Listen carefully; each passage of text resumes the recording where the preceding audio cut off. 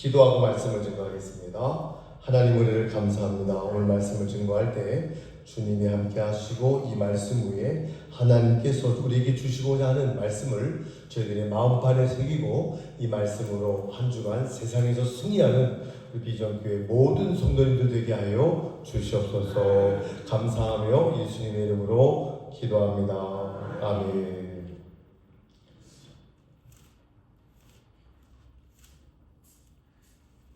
오늘 말씀의 제목이 뭘까요? 저를 한번 따라서 할게요. 깨닫는 신앙. 이걸 다른 말로 얘기하면요, 철든 신앙. 따라서 하세요. 철든 신앙. 철 들어야 돼. 우리 어르신들이, 제가 어렸을 때 언제 철드나, 우리 아들은 언제 철드나, 그런 얘기를 부모님에게 듣곤 했습니다.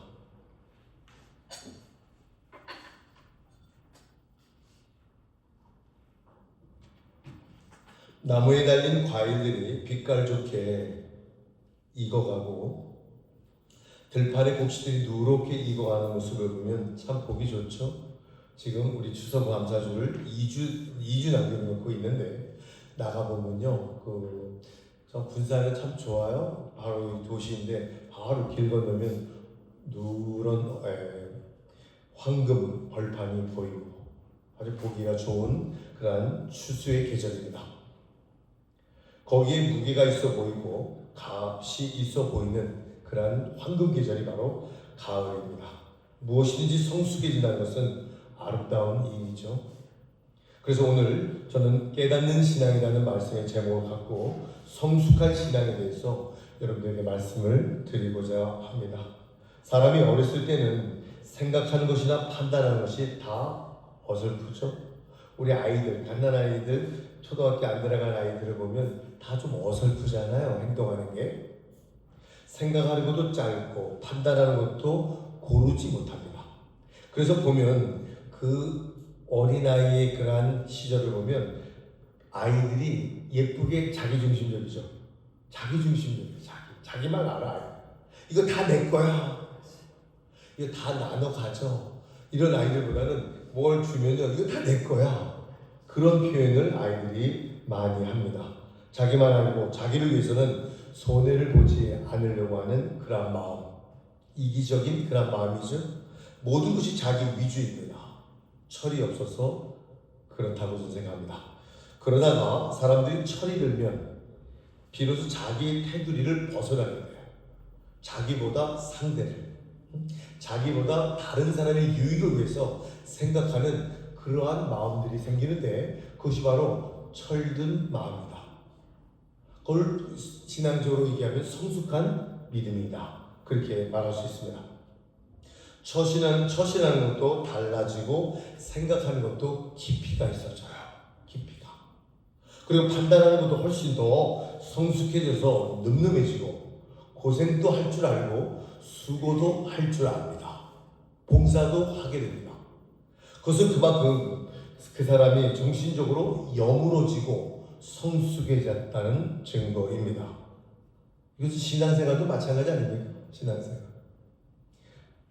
깨닫는 신앙이 들기 전에는 마치 철없는 아이와 똑같아요. 생각하는 것이나 판단하는 것이나 어린아이같이 생각하는 것이 좀 미숙합니다. 자기 차원을 넘어서질 못해요.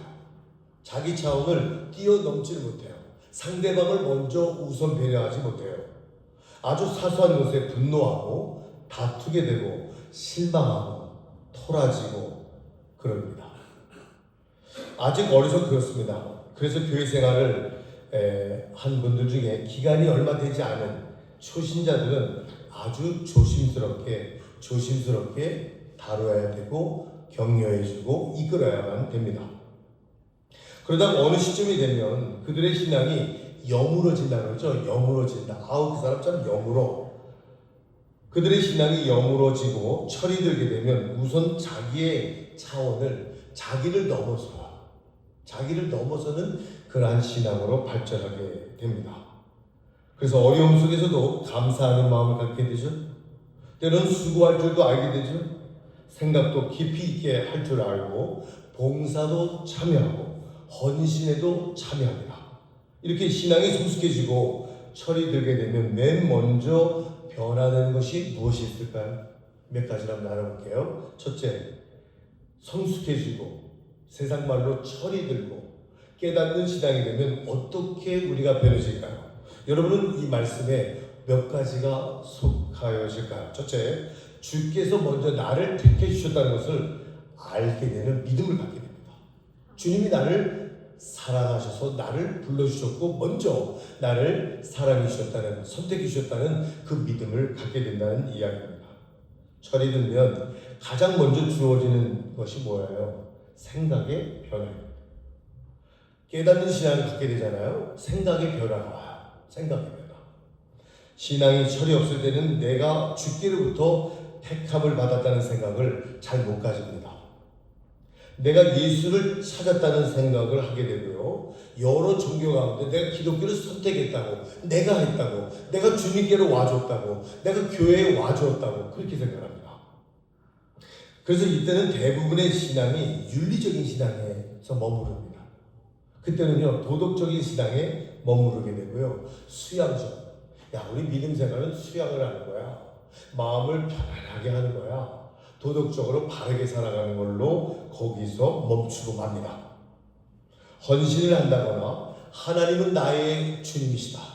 주는 그리스도시로 살아계신 하나님의 아들이라는 이 고백적인 신앙을 갖기가 어렵습니다. 예. 그래서 이때는 교회를 그냥 왔다 갔다 하는 신앙에 머물러 있는 거죠. 이때 신앙의 주체는 어디가 아니라 납니다. 내가 했어. 내가 모든 거 한 거야. 내가 이렇게 했어. 내가 예수님을 찾아간 거야. 내가 교회에 나온 거야. 그런 생각에 머물러 있는 것이 대부분입니다. 이것이 모두 깨닫지 못한, 성숙하지 못한 신앙에서 나오는 마음들입니다. 생각하는 것이 어린아이 같다. 어린아이 같다. 그러다가 신앙이 깊어지고 신앙이 철이 들면요, 이런 생각이 근본적으로 뒤바꿔집니다. 내가 예수를 알게 된 것이 아니라 예수님이 나를 먼저 사랑하셨다. 예수님이 나를 사랑하셨다. 예수님이 나를 불러주셨다. 예수님은 나를 기억하셨다. 예수님은 나의 어려움 모든 나의 신음소리까지 이미 다 알고 계신다. 그런 신앙으로 바뀌게 됩니다. 내가 예수님을 찾아간 것이 아니라 예수님이 먼저 나를 찾아오셔서 나를 사랑하셔서 내가 지금 신앙생활을 하게 된 것은 하나님의 은혜라는 것을 비로소 고백하고 알게 됩니다. 비로소 이때 깊이 감춰있는 하나님의 섭리를 그 사람은 발견합니다. 하나님이 나를 무엇을 원하시는지, 하나님의 사명은 무엇인지, 하나님을 어떻게 하면 기쁘시게 할 것인지를 알아가게 되고 깨닫게 됩니다. 오늘 본문 말씀이 그 말씀 아닙니까? 너희가 나를 택한 것이 아니요 내가 너희를 택하여 세웠다. 너희가 나를 택한 것이 아니라 내가 먼저 너희를 택하여 세웠다. 위대한 발견입니다. 이 말씀은 위대한 이 말씀은 믿어져야 됩니다. 하나님이 먼저 나를 선택하셨어. 하나님이 먼저 나를 사랑하셨어. 하나님이 나를 불러주셨어. 그것을 깨닫는 것은요, 위대한 발견이에요. 위대한 발견. 이것이 바로 깨닫는 신앙, 성숙한 신앙, 철든 신앙이라고 말할 수 있습니다. 이렇게 되면 신앙의 주체가 누구에게로? 주님에게로 바뀌게 됩니다. 신앙의 주체가 내가 아니고 주님이 돼. 내 안에 주님이 주인 되시는 거예요. 여러분, 내 안에 주님이 주인이 되면요, 내가 막 내 마음대로 혈기되는 거 어렵습니다. 내 마음대로 내 생각대로 내 욕심대로 살아가는 거 그거 잘 안 됩니다. 주님이 나의 삶의 주인이시면 그 주인의 생각대로 살아가는 사람, 그 사람이 깨닫는 신앙, 성숙한 신앙, 철이 든 신앙이라고 말할 수 있습니다. 내가 이렇게 한 것이 아니라 주님 나를 인도하셨다는 생각으로 바뀌게 됩니다. 이것이 바로 성숙한 신앙의 모습입니다. 여러분 중에 신앙생활을 하면서도 아직 나를 지나치게 강조하는 분이 계세요? 그건 아직은 어린아이 같은 신앙이에요. 어린아이. 아직 초보 신앙에 머물러 있다는 증거입니다. 신앙이 철이 들게 되면 가장 먼저 나에게서 예수님에게로 주체가 넘어가는 겁니다. 내 안에 주인은 주님이세요. 여러분, 이 주인을 이겨 먹으면 안 되잖아요. 내 안에서 주님이 나의 삶의 주인이신데 내가 주님을 이겨 먹잖아요. 그 사람은 자기 마음대로 살아요. 어디서나 세상 사람은 똑같이 살아요. 그것이 바로 오늘 본문의 말씀입니다.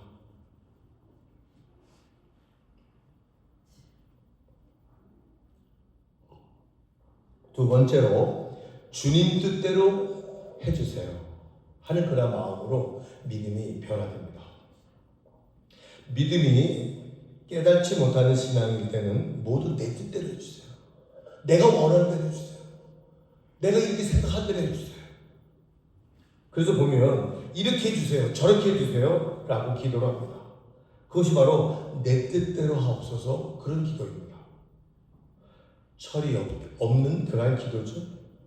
아이들을 보면요, 모두가 자기 위주예요. 자기 위주. 아이들은 어리기 때문에 이해가 또 돼요. 아이들은 염치가 없더라도 귀엽죠. 나이가 많이 돼가면서 계속 염치 없는 삶을 살면 안 되겠죠.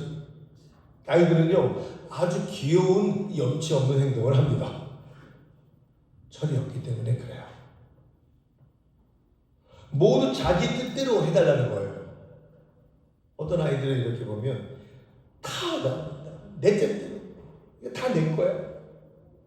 안 줘, 이거 다 못 내 거야. 아직 유아적이기 때문에 그렇습니다. 그렇지만 신앙도 깨닫기 시작하고요, 성숙해지고요, 철이 들잖아요. 그러면 내용이 달라져요. 생각도 달라져요. 의식도 바뀌어요. 주님, 내 뜻대로 하지 마시고 주님 뜻대로 해주십시오. 예수님의 기도가 십자가에서 그 기도 아닙니까? 주님, 내 뜻대로 하지 마세요. 하나님 아버지의 뜻대로 해주세요. 그 기도. 이것이 바로 깨닫는 신앙, 성숙한 신앙의 자세입니다. 주님, 말씀하십시오. 종이 듣겠습니다. 이것이 바로 순종의 자세입니다. 그래서 마틴 루터는 모든 기도가 끝날 때 바라기는 반드시 기도가 끝날 때요, 내 뜻대로 마옵시고 주님 뜻대로 하옵소서라고 끝을 맺어야 된다고 마틴 루터는 강조합니다.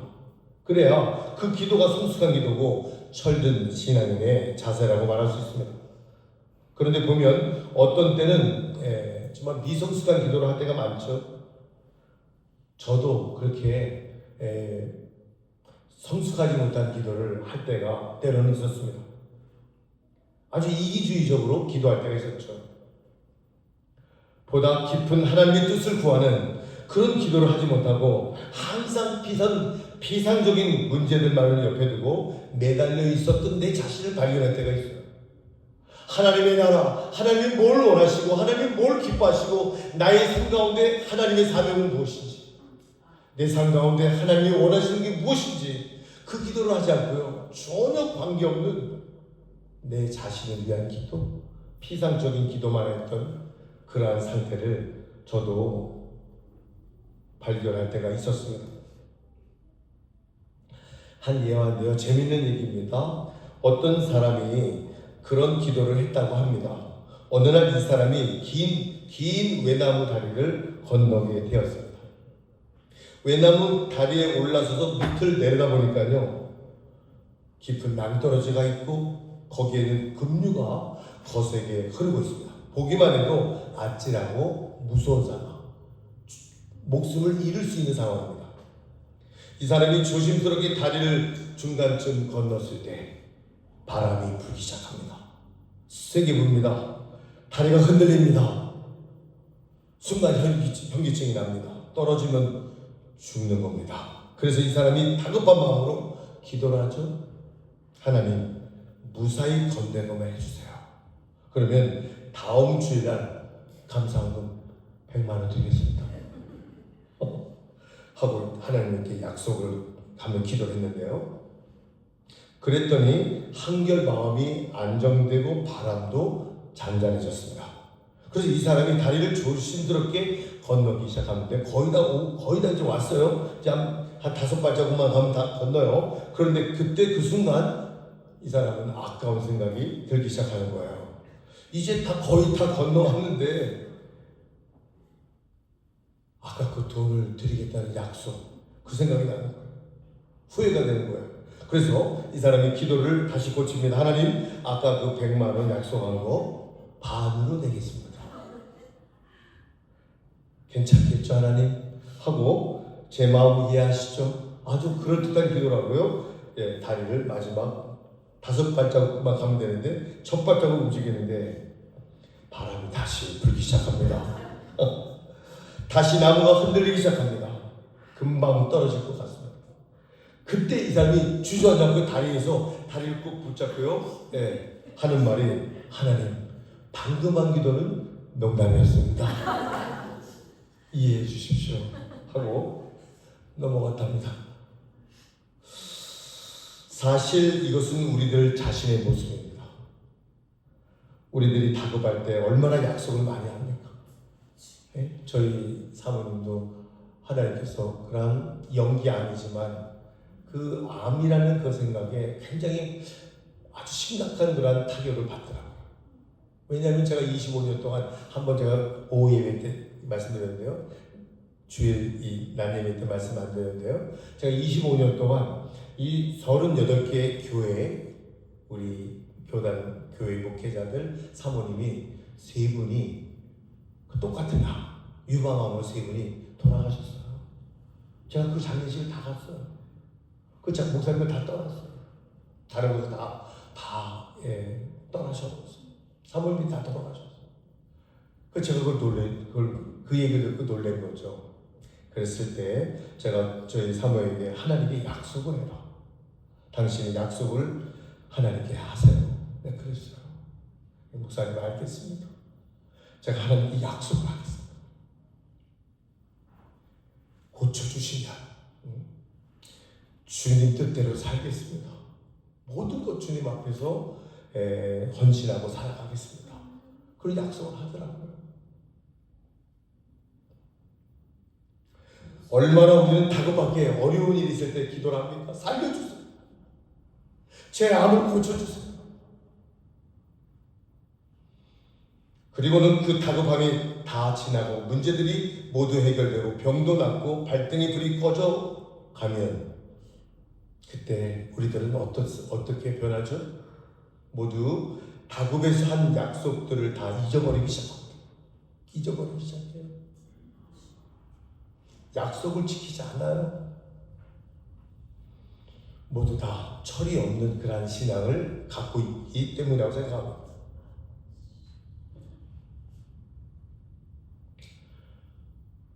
그래서 옛말에 사람이 철이 들면 비로소 부모님을 생각하게 된다는 거죠. 철이 들면 부모님을 생각합니다. 제가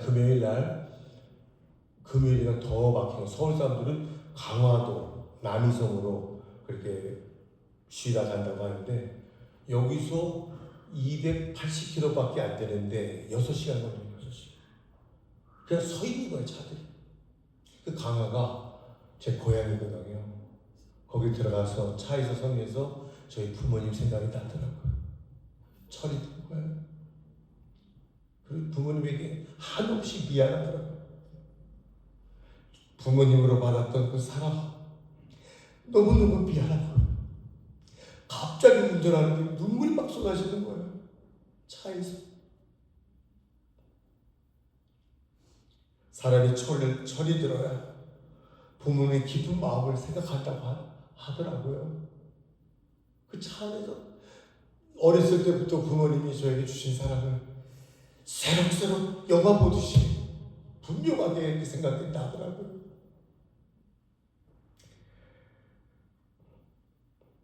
그리고 철이 들었을 때 내 중심에서 부모님 중심으로 생각이 바뀌어가는 경험을 하게 됩니다. 그리고 그곳에서 철야 기도를 인도하고 그 근처에 있는 한 목사님이, 제 아는 후배 목사님이 미국에서 목회하다가 강경변이 와서 한국으로 와서 강화도에서 휴양을 하고 계시더라고요. 거길 찾아갔어요, 제가. 지금 강화에서 가면 새벽 4시에 도착한다고 하더라고요. 그래서 거기서 자고 돌아왔는데요. 그 후배 목사님, 하나님 앞에 약속을 해라. 하나님, 정말 하나님의 그런 말씀 중심으로 복음주의 그런 목회로 하나님 앞에 남은 것을 바치겠다고 굳은 약속을 해라. 제가 거기다 그 후배 목사님에게 안수하고 왔어요.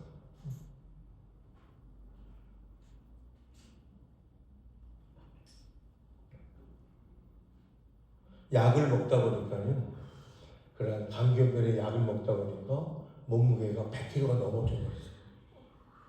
제가 그랬어요. 우리 목사님, 나랑 약속을 하자. 다음에 나를 만났을 때 1년 후에 20kg를 20에서 25kg를 빼는 걸로 약속을 하자. 그래야 지금 걷는 것도 안 되고 말하는 것도 지금 표현이 안 되고 이거 다 그런 몸무게 조절을 해야 된다. 약속할 수 있겠냐? 약속하겠다고 울더라고요. 남은 그 약속이 이루어지고 그 몸이 잘 옛날처럼 만들어지고 그 병이 치유되면 남은 그 목회에 남은 그런 시간들을 하나님을 위해서만, 영혼 구원에 복음주의 신앙을 위해서만 목회하겠다는 약속을 했어요. 거기서 약속, 정말 깊이 약속을 했어요. 그 목사님 사모님이 거기서 사시는데 부모님하고 있는 그 부모님도 목사님이시다. 은퇴 목사님. 그 부모님이 저에게, 목사님 감사합니다. 우리 아들에게 저 이런 약속을 하고 결단하게 하시니 감사합니다. 그렇게 얘기하시더라고요. 그래서 토요일 날 제가 군산으로 복귀했는데요. 신앙도 철이 들면 먼저 하나님의 뜻을 이해하게 돼요. 철이 들면, 깨달아지면. 그리고 하나님의 뜻에 어떻게 할까요? 순종해요, 순종. 그것이 바로 성숙의 발견이라고 생각합니다. 신앙이 성숙하게 되면 이렇게 생각의 전환, 생각의 변화가 이루어집니다. 세 번째는 어떤 변화가 있을까요? 모든 것이 하나님의 은혜라는 믿음이 생겨요. 모든 것이 하나님의 은혜라고 여러분 생각되어지세요? 신앙이 다져지고 여물게 되면 무엇보다도 하나님의 은혜를 발견합니다. 그래서 그 앞에서 자신을 감추고 하나님의 은혜를 고백하게 되죠. 사람이 깨닫지 못할 때는요, 철이 없을 때는요, 모두 자기 자랑을 하잖아요. 자기를 과시하잖아요. 이건 내가 했다고 하잖아요. 내 노력이라고 하잖아요. 내가 이렇게 해서 성공했다고 말하잖아요. 그건 오만입니다. 그건 교만입니다. 하나님의 은혜를 발견하지 못했기 때문에 그런 이야기를 하는 겁니다. 누가복음 12장에 보면 한 사람이 나오는데 부자가 나오죠. 부자가. 이 부자가 농사를 잘 지어서 소출이 어마어마하게 많았습니다. 그때 이 부자는 말합니다. 내가 이렇게 하리라. 내가 이 곡간을 허물고 내 모든 곡식을 쌓아둘 곳을 만들 것이다. 내가 내 영혼에게 이르되 내 영혼이 평안히 먹고 마시고 즐겁게 살아가자. 이 짤막한 글 속에 나라는 말이 6번 들었습니다. 6번. 여러분 말할 때 내가 이거 너무 많이 하면요 하나님 기뻐하시지 않습니다. 6번이나 내가 농사를 잘 지었고 내가 소출을 많이 냈고 내가 자수성가했다 말하고 있습니다. 이 이야기 중심은 납니다. 내가 이렇게 했다는 거예요. 그때 누가복음 12장 20절에 하나님이 말씀하시기를 뭐라고요? 어리석은 자야. 부자를 하나님 인정합니다. 근데 어리석은 부자는 인정하지 않습니다. 어리석은 부자야. 오늘 밤에 너의 영혼을 내가 데려가면 너가 준비한 모든 것이 누구의 것이 되겠느냐. 자, 의미심장한 말씀입니다. 여러분이 많은 것을 이뤘어요. 많은 것을 지금 하고 있어요. 오늘 밤에 우리를 데려가면 아무 소용이 없어요. 사람이 신앙적으로 깨닫게지고 성숙해지게 되면 먼저 중심이 바뀝니다. 중심이. 우선 내가 없어져요. 하나님이 하셨어요. 내가 한 거 아니에요. 내가 한 것이 없어요. 내 인생에 지난 모든 과거를 돌아보면 내가 한 것은 없고 모든 것이 하나님의 은혜였습니다. 사도 바울은 고린도전서 15장 10절에 나에게 된 것은 하나님의 은혜입니다. 내게 주신 그의 은혜가 헛되지 아니하여 내가 모든 사도보다 수고하였지만 내가 아니요 오직 나와 함께 하신 하나님의 은혜입니다. 여러분 하나님의 은혜임을 고백하시기를 바랍니다. 그럴 때 비로소 뭐가 넘쳐요? 감사가 넘쳐요.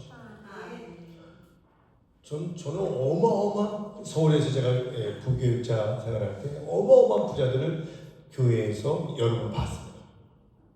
어마어마한 부자. 뭐 1, 200억 부자가 아니에요. 엄청난 부자들이에요. 감사가 없어요. 감사가 없으니까 어때요? 표정이 밝지가 않아요. 여러분들이 생각하실 때는 100억만 있어도 막 날아갈 것 같죠. 근데 그분들은 수천억 갖고 있어도 감사가 없어요. 그거는 행복이 아닙니다. 그건 행복이 아닙니다.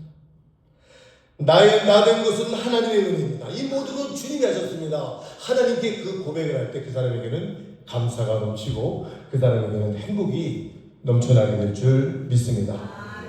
여러분들이 살아온 발자취를 한번 되돌아보세요. 하나님이 함께 하시지 않은 게 있어요.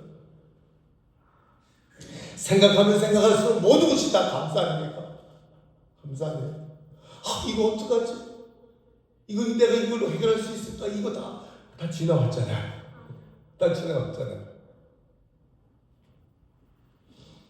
신앙인은 그리스도인들은 생각하는 시간을 여러분들 많이 가져야 됩니다.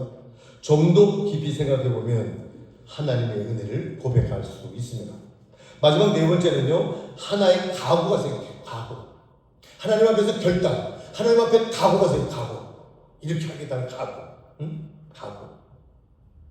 신앙이 성숙해지고 철이 들잖아요. 그럼 주님을 위해서 헌신할 수 있는 마음이 생겨요. 때로는 손해볼 각오도 생겨요. 내가 주의를 온전히 시키잖아요. 그럼 내가 이 가게를 하다가도 뭐가 손해볼 것 같아. 아니요, 절대 아닙니다. 여러분, 한 달에 4주를 빼고 가게를 하시고요, 사업을 하시고요, 한 달 모두 하시고 한번 비교해 보세요. 완벽한 주의를 지킨 분들의 삶이 승리할 줄 믿습니다. 세상의 계산은 그렇지 않죠. 세상에 다 해야 되죠. 근데 그때 우리의 몸과 마음은 지쳐요. 영혼이 피폐해져요. 감사가 넘치지 않아요. 아무리 많은 물질이 와도요, 감사가 안 돼요. 아이들을 보면 힘든 일을 하려고 하면 잘 안 하죠. 아이들은 용돈 줘야 심부름도 잘하죠. 그냥 심부름하는 건 아이들 싫어합니다. 철이 없어서 그렇습니다. 그렇지만 아이가 자라서 철이 들잖아요. 사람이 철이 되면 알아서 합니다. 알아서. 공부도 시켜서 하는 것이 알아서 장래를 위해서 스스로 합니다. 직장 생활도 잘 알아서 합니다. 모두 다 알아서 합니다.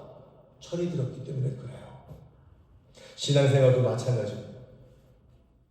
여러분, 철이 없을 때는요, 서운한 것이 엄청 많아요. 신앙생활할 때. 깊이 신앙이 쌓여있지 않잖아요. 그러면 서운한 것도 많아. 교회 생활하는데. 오해도 많아. 아까운 것이 많아. 그래서 손해보려고 하지 않습니다. 수고하려고 하지 않습니다. 그래서 신앙이 깊어지고 깨달아지고 철이 들잖아요. 생각하는 것도 태도도 바뀝니다. 우리가 희생할 각오가 생기는 희생할 각오. 손해볼 각오가 생기는 손해볼 각오. 복음을 위해서 핍박이 주어진다면 그것도 기꺼이 감내하는 각오가 생기는 각오. 이제까지 내가 무엇을 얻을까 생각하는 어린애 같은 신앙이었지만 이제 우리는 성숙한 신앙, 깨닫는 신앙, 철이 든 신앙이 된다면 이제 내가 무엇을 할 것인가? 내가 하나님을 향해서 무엇을 할 것인가? 시간을 아까워하지 않고요. 무엇을 할 것인가 하는 생각이 드는 거예요. 그거는요, 성숙해졌기 때문에 그런 겁니다. 여러분, 참 신앙의 기쁨이 어디에서 옵니까? 여러분, 신앙의 기쁨이 어디서 올까요? 아무것도 안 했을 때 옵니까? 신앙의 기쁨은, 신앙이 넘치는 그런 감사의 기쁨은, 그 감사의 행복의 기쁨은 수고하고 헌신하고 희생할 때 비로소 얻어지게 되는 그러한 기쁨입니다. 그래서 철든 신앙인은 고생이나 박해나 희생을 두려워하지 않습니다. 오히려 그것을 기쁨으로 받아들여요. 기쁨으로 받아들여요. 여러분, 스데반 집사님이 핍박을 인해서 막 돌이 막 날라오잖아요. 돌에 맞아 죽는 겁니다. 사람들이 돌을 계속 막 던지는 겁니다. 거기에 맞아서 스데반 집사님이 순교하잖아요. 근데 사도행전 7장 60절에 스데반의 얼굴이 천사의 얼굴 같았더라. 피가 절절 흐르고 거기 상처가 나고 아픈데 하나님이 그 스데반을 표현하기를 뭐라 표현해요? 그의 얼굴이 천사 같았더라. 여러분의 모습이 천사의 모습이 되길 바랍니다. 어떠한 어려운 그런 순간에도 주님을 위해서 그 감내하는 그런 각오들이 있을 때 하나님 여러분들에게 천사의 얼굴로 여러분들을 평가해 주실 줄 믿습니다. 사도 바울은 예수님을 위해서 모든 것을 잃었습니다. 동시에 사도 바울은 모든 것을 잃었지만 만족하고 행복할 수 있었습니다. 사도 바울은요, 빌립보서 1장 4장 11절에 보면 내가 어떠한 형편이든지 만족하기를 배웠다. 내가 풍부에 처할 줄도 알고 가난에도 처할 줄도 알고 풍부와 배부름과 배고픔의 모든 것도 다 경험했다. 그래서 나는 이제는 앞으로는 내게 능력 주신 자 안에서 나는 모든 것을 할 수 있다. 그렇게 고백을 합니다. 사랑하는 성도들, 말씀을 마치겠습니다. 여러분들에게 정말 지금 이 시대는요, 피 흘리고 순교하는 그런 시대는 아니잖아요. 정말 이 박해도 없잖아요. 여러분들은 막 예수님을 죽이는 그런 시대도 지금 없잖아요. 하나님께서 그런 희생을 요구하신다 해도 그런 요구를 기꺼이 응할 사람들이 얼마나 될까요? 다만 우리는 지금 이 순간, 이 편안하게 예수를 믿는 이 순간 하나님을 섬기고 하나님을 믿고 그 믿는 과정에서 그만한 헌신과 그만한 수고와 그만한 애씀이 그러한 믿음을 우리는 갖고 있어야 된다는 이야기입니다. 그런 이야기를 하려고 오늘 말씀을 드린 겁니다. 누가 시켜서 하는 겁니까? 누가 시켜서 하는 거 아닙니다. 의무도 아닙니다. 성숙한 사람은 누가 시켜서 수고하지 않습니다. 스스로 알아서 합니다. 스스로 봉사합니다. 스스로 헌신합니다. 스스로 이 교회의 모든 재정, 모든 이러한 상황을 걱정하며 나의 삶이라고 생각하고 헌신합니다. 성경은 오늘 말씀 이렇게 하죠. 너희가 나를 택한 것이 아니라 내가 너희를 택하여 세웠다. 이는 너희로 가서 과실을 맺게 하고 또 과실이 항상 있게 하여 내 이름으로 아버지께 무엇을 기도하든지 다 받을 것이다. 사랑하는 성도 여러분, 과실 맺는 여러분의 삶이 되길 바랍니다. 열매를 맺는 여러분들의 삶이 되기를 바랍니다. 그리할 때 하나님께서 여러분에게 기도하는 모든 기도가 다 받게 될 것이라는, 응답받게 될 것이라는 이 말씀을 여러분들은 오늘 이 시간 본문으로 읽었습니다. 오늘 이 말씀이 여러분들에게 그대로 성취되어지고 철든 신앙, 깨닫는 신앙, 하나님 앞에 더욱더 나아가는 신앙, 그런 성숙한 신앙의 성도들 여러분들이 되시기를 간절히 주님의 이름으로 축원합니다. 기도하겠습니다.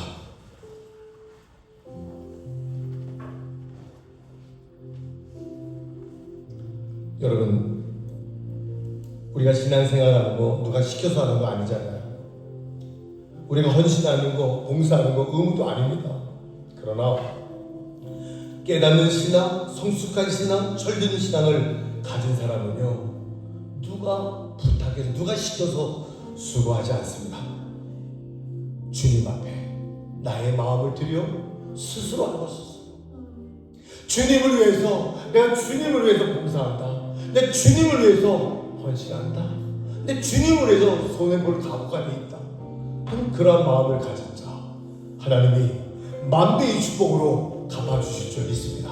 주여 한번 부르고 기도하겠습니다. 주여 하나님 은혜 감사합니다. 주께서 역사하시고 우리들의 믿음이 성숙한 믿음, 우리들의 믿음이 철든 믿음, 우리들의 믿음이 깨닫는 그런 신앙이 되어 하나님께서 더욱더 축복하시고 하나님이 사용하시는 사명자들 되게 하여 주시옵소서. 나의 뜻대로 내가 내 마음대로 하는 것이 아니라 주님 뜻대로 주님의 방법대로 승리하면 주님의 방법대로 주님 역사하여 주시옵소서. 하나님께서 함께하는 것을 믿습니다. 같이 하게 하여 주시기를 간절히 소망합니다. 하나님 역사해 주시기를 간절히 소망하며 예수님의 이름으로 기도합니다.